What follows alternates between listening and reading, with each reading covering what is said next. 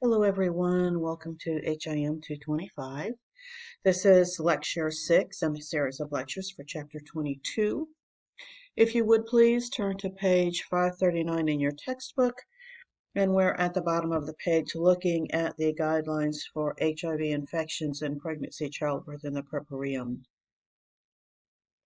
So at this time, a patient may be admitted because of an HIV-related illness, and that patient should receive a principal diagnosis code from category 098.7, which is HIV complicating pregnancy, childbirth, and the puerperium, followed by the code for the HIV-related illness.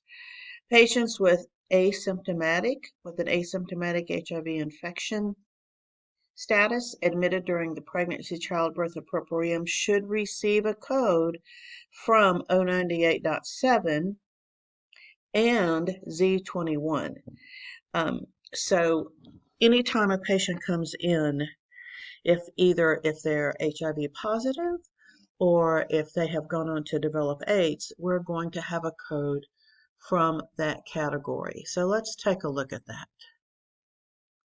So if we go to pregnancy complicated by human immunodeficiency virus disease, it sends us to this category 098.71. When we get to this category, we have instructional notes. Use an additional code to identify the type of HIV disease, and you can see that B20 for a patient with AIDS is listed here, as well as Z21, which is HIV positive. You'll notice that asymptomatic is coded to Z21, symptomatic is coded to B20. And this is then our subcategory of 098.71 is HIV affecting pregnancy. 096.8 is other maternal infectious and parasitic diseases. So there are other diseases that classify to this category. And you can scroll down and take a look at those. But for our patient with HIV, depending on the trimester, we will assign the appropriate code until the patient delivers. If she's in the hospital and she delivers, then that's complicating childbirth. If it's a condition that occurs during the puerperium, then we're assigning the code for complicating puerperium. In the example on the bottom of page 539 in your textbook, 32-year-old female, 23 weeks pregnant, she has AIDS. She's admitted with severe diarrhea, determined to be caused by cryptosporidium. She's treated with IV fluids. So the first code that we're going to assign is going to be from category 098.71. And she is 23 weeks, so she is in her second semester. And so we will assign 098.712. She has AIDS, so we are going to assign the code to B20 as a secondary code. And then we're also going to code the cryptosporidium. In the index, we'll begin typing in cryptosporidium. We'll find cryptosporidiosis, and if we verify that code in the tabular, we can check this category, and that is no instructional notes with that code. And then, of course, we're also assigning the week's gestation, so Z3A.23. So let's look at the top of page 540. In this example, we have a 23-year-old gravid female admitted preterm labor at 35 weeks. We know she's in her third trimester. She has had an uneventful pregnancy, except for the fact that she has asymptomatic HIV. She delivers vaginally a 7-pound, 2-ounce baby. So certainly we could not use the code 080 for this because number one, she's preterm at 35 weeks and she's HIV positive. So the principal diagnosis code that we are going to use for this is actually the preterm delivery. Now, I want to show you that in the index, if we go to delivery preterm, it sends us back to pregnancy complicated by preterm labor. So I'm going to click on that link. And we have preterm labor with delivery, and it was preterm. So that code is 060.10. But I want you to notice that if we look down, we can find more specificity. We can find preterm labor, 3rd trimester, with term delivery, without delivery, with 3rd trimester preterm delivery. So that takes us to code 060.14. That's much more specific than just doing preterm labor with delivery. So always make sure that you look down through the subterms to look for something more specific. Now, when we get to this particular code, this is one of those that is affected. This has a seventh character and the codes for the fetus. And so for our code, we only have one fetus, so our code would be X0, 060.14. Then we're also going to code the fact that she has human immunodeficiency. She's HIV positive. So we're pregnancy.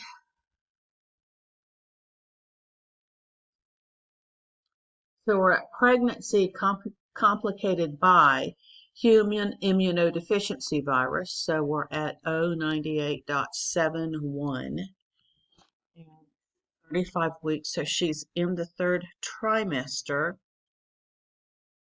but she delivered. So we are going to choose 098.72. She had a live birth. So that is our outcome of delivery, Z37.0.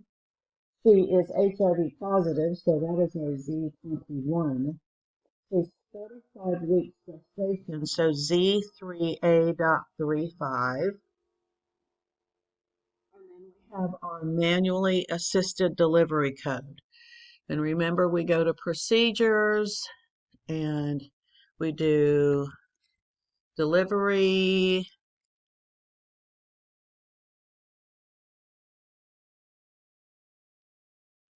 Delivery manually assisted 10E0XZZ.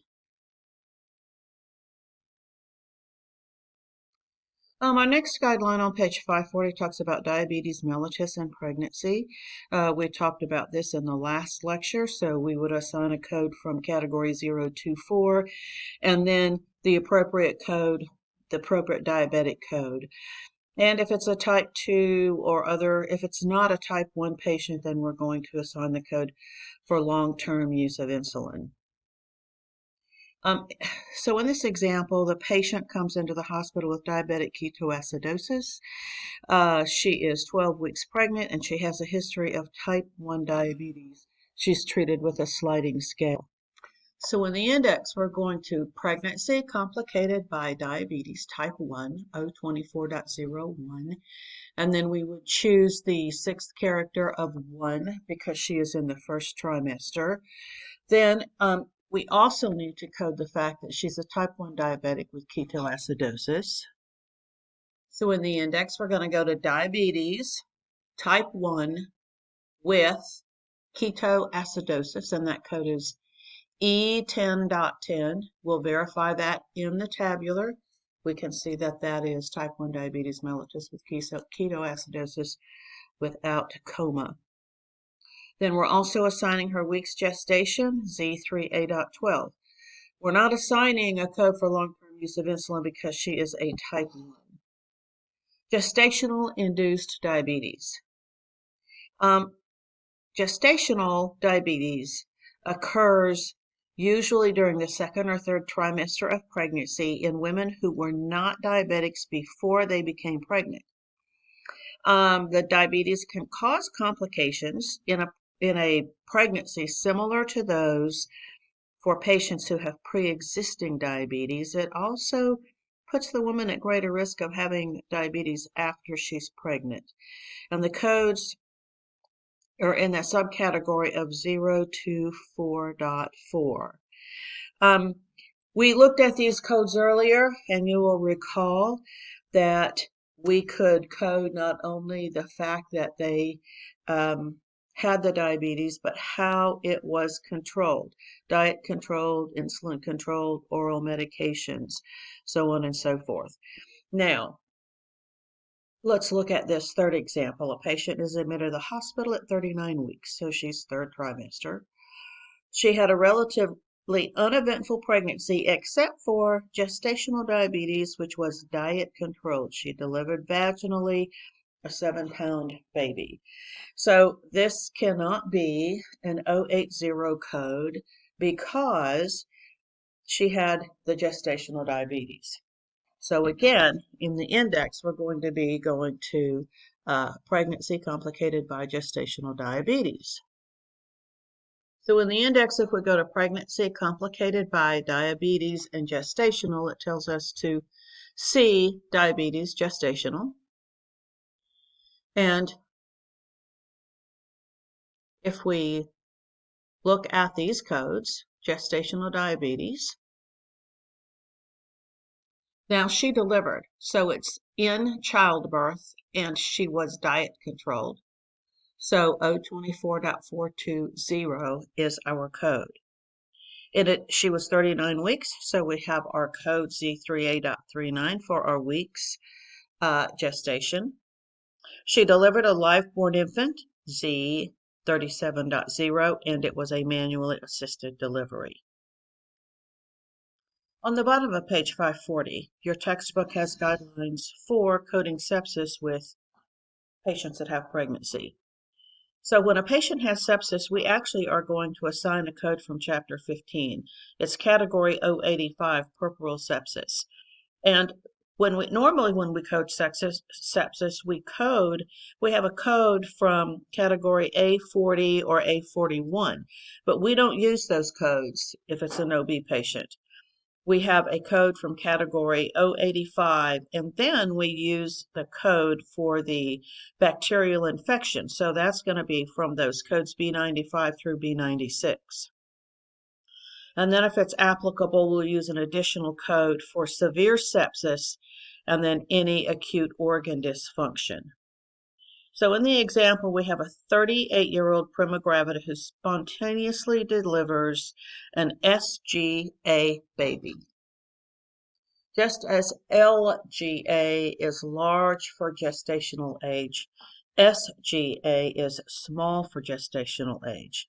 So after the delivery, the obstetrician removes the fragments of the retained placenta. Then on the second day after delivery, the patient develops a fever and a foul-smelling discharge. So antibiotics are initiated and puerperal sepsis is documented. So for this patient has a retained placenta. So in the index, if we go to retained and then try to put in placenta, there is no subterm. So it says see also retention. So we're going to click on retention and then placenta, and we'll see retention of placenta. She is not documented as having a hemorrhage. So that code is 073.0. We can verify that code in the tabular, and that's a valid code. Now, in looking up this code, we are going to look up puerperal and then sepsis. We're not looking up pregnancy complicated by, because the puerperal sepsis didn't complicate the pregnancy. Also, it didn't complicate the delivery. So we look up puerperal and then sepsis, and we'll see our code 085. It says to use the additional code if we know the infectious agent, which we do not. And then it also tells us to use an additional code for severe sepsis if applicable, but that is not documented either. So then we're coding our weeks gestation Z3A.38. This was a live born infant. Z37.0. And then we had a manually assisted delivery, 10E0XZZ. But then we also had to have the manual removal of the retained placenta. Now, in the index, if you go to manual removal, retained placenta, it sends you to table 10D1, and this was via natural or artificial opening. It was not endoscopic. And then there's no device. And there is a code 9 for manual. Your book has a Z for no qualifier, but this does say that he manually removed it. So manual may be a qualifier that has been added since this book was published. And so that's how we code that particular example. On the top of page 541, we have guidelines for alcohol and tobacco abuse during pregnancy. There is a subcategory of 099.31, alcohol use complicating pregnancy, childbirth, and puerperium. And these should be assigned for any pregnancy where the mother uses alcohol during that time period. We would also assign a code from category F10 for alcohol-related disorders. And we should also assign any manifestations of that alcohol use. Though also we have category 099.33. This is smoking tobacco complicating pregnancy, childbirth, and the puerperium, and it's assigned for any pregnancy where the mother used any type of tobacco product during that time period. And then they also want us to assign a secondary code from category F17, nicotine dependence, to assign the type of nicotine dependence. So let's look at this example. This patient comes into the ER in labor. She's 30 weeks pregnant and she drinks daily during this pregnancy. She's admitted for administration of terbutaline, and the physician documents early labor due to alcohol abuse. It does not say in this example that she actually delivered. So to code this preterm labor, early labor is preterm labor. We would go to pregnancy complicated by preterm labor. She's in her third trimester and she did not deliver. So that code is 060.03. Then we're also going to code the fact that she has a pregnancy complicated by alcohol. So in the index, we're putting in pregnancy complicated by alcohol use, 099.31, and she is in her third trimester, so it's 313. Then we are also coding the fact that she is abusing alcohol. Now, if she drinks every day, she is probably an alcoholic, but it does not say that. So we are going to code it to abuse alcohol, F10.10. And then we're adding the code that indicates that she is 30 weeks gestation. Now let's look at poisoning, toxic effect, and adverse effect. So A code from category 09A.2, which is injury, poisoning, and certain other consequences of external causes complicating pregnancy, childbirth, and the puerperium, should be sequenced first, followed by the appropriate poisoning code, and then any other additional codes that specify the condition that caused the poisoning, toxic effect, adverse effect, or underdosing. So basically, we're talking about from the table of drugs and chemicals here. So we're going to use a code from the pregnancy chapter to indicate that we have poisoning, overdose, accidental, intentional, suicide, whatever. Then we're actually going to assign the code for the substance from the table of drugs and chemicals, and then any other appropriate codes for that patient. So let's look at this example. Patient is 18 weeks pregnant. She comes into the ER with altered mental status after she took a whole bottle of Valium. She was trying to kill herself after an argument with her mother. Now, in the index, we're going to put pregnancy complicated by poisoning. It tells us to see also the table of drugs and chemicals, but it sends us to this code 09A.21. Now, this particular patient is 18 weeks pregnant. She is in her second trimester, so we're at 09A.212. So we're also going to go to the table of drugs and chemicals, and we are going to put in Valium, and she was trying to, it was an intentional self-harm. So T42.4x2, and this is an initial episode. So we will choose the character A for that initial episode. And then, of course, we're going to have the code for the week's gestation and the altered mental status. Now, that's going to conclude Lecture 6. Your question for this lecture is to go to exercise 22-4, and that is on page 557. I want you to ask and answer question number 5 on page 557. And this is 20 weeks, admitted with pneumocystis coronae pneumonia. We know that she has AIDS. She was treated with antibiotics and discharged. So remember to capture all of the codes for that, and you have a multiple choice question. And that will conclude this lecture.